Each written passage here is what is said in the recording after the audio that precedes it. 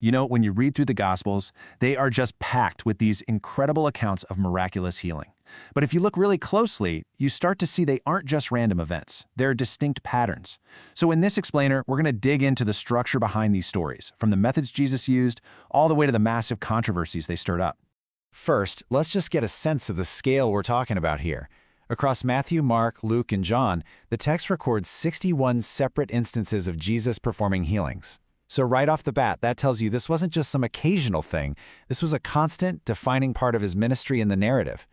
And the text is really clear from the get-go that this wasn't a side gig. This quote from Matthew actually frames healing as a core purpose of the ministry, right up there with teaching and preaching. It really sets the stage for everything that's about to unfold. Okay, so how do we even begin to unpack all 61 of these accounts?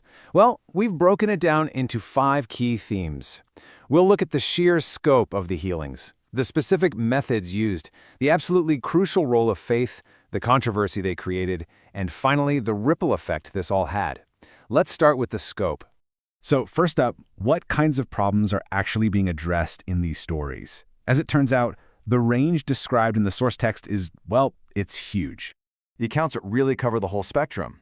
You've got everything from chronic skin diseases like leprosy, to paralysis, to restoring sight and hearing.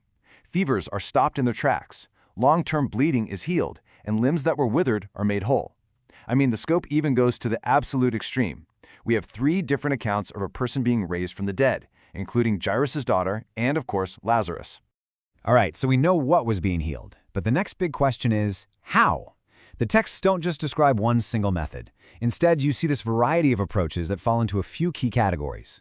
The one you see most often? It's healing by direct physical contact. Again and again, the narrative describes a miracle happening through a simple touch. You know, like with Peter's mother-in-law, who's sick with a fever. Jesus touches her hand and she's healed.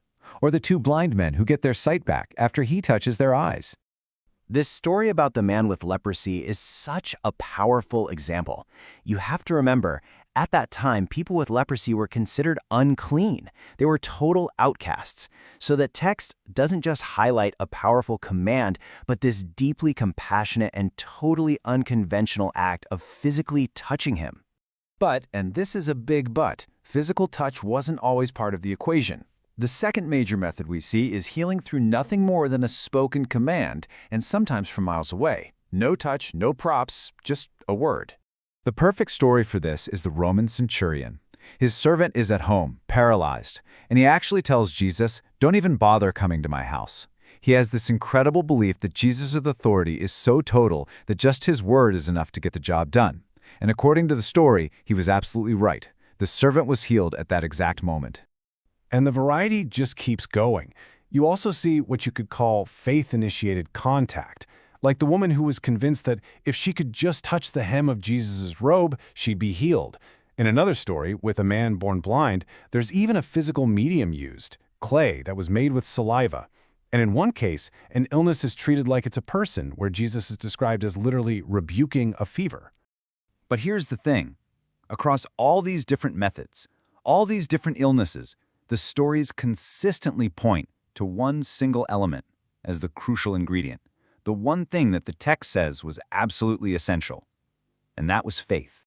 So you have to ask yourself, what's the real key here? What's the thing that unlocks these healings?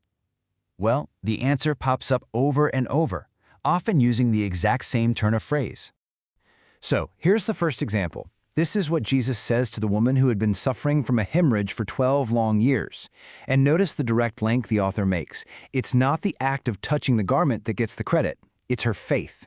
The physical action was just the outward sign of what was happening inside. And then, boom, we see that exact same phrase again. This time, it's said to blind Bartimaeus after he calls out for mercy. Once again, faith is singled out as the trigger. You start to see this isn't a coincidence. It's a very deliberate narrative theme. And just to make sure we get it, here it is a third time, from the story of the 10 lepers. Seeing this phrase repeated across different Gospels in different situations really hammers the point home. For the authors, it seems, physical healing and a person's spiritual state were totally intertwined. And what's really fascinating is that it wasn't always about the faith of the person being healed. In that famous story of the paralyzed man, the one whose friends literally rip a hole in a roof to lower him down, the text specifically says Jesus acted when he saw their faith, the faith of the friends, the community that brought him there. Now, you'd think, right, that these incredible acts of healing would be celebrated by everyone, but the texts tell a very, very different story. In fact, these events often became the flashpoint for some really intense and escalating conflicts with the religious leaders of the day. And that conflict usually followed a pattern. It would start with the question about religious law. The big one was, is it okay to heal someone on the Sabbath, the day of rest? We see this with the man with the withered hand, where it says the authorities were watching him, just waiting to see if he would heal on the Sabbath so they could accuse him. From there, the accusation got much more serious. It went from just breaking a rule to committing a capital offense. When Jesus told a paralyzed man, "Your sins are forgiven," he was directly linking physical healing to spiritual authority. And for the scribes, that was blasphemy. Only God could forgive sins, and for a man to claim that power was absolutely outrageous to them. Okay, so for our last point, let's zoom out and just look at the wider impact of all this. These healings didn't happen in a bubble. They created these massive ripple effects that really shaped the entire story. On the one hand, the healings caused his fame to just explode, drawing these huge crowds wherever he went. People were blown away, they glorified God, and this power was even passed on to his disciples. But on the other hand, every single healing that pushed the boundaries, especially the ones on the Sabbath, just made the opposition dig their heels in even more, really setting the stage for that final conflict in Jerusalem. So when you take a step back from the individual stories and start looking at the patterns, the methods, the emphasis on faith, the social fallout, it brings up a much bigger question. What do all these narrative choices tell us about how the gospel authors themselves understood what healing really meant? It's something to think about. Thanks so much for joining us.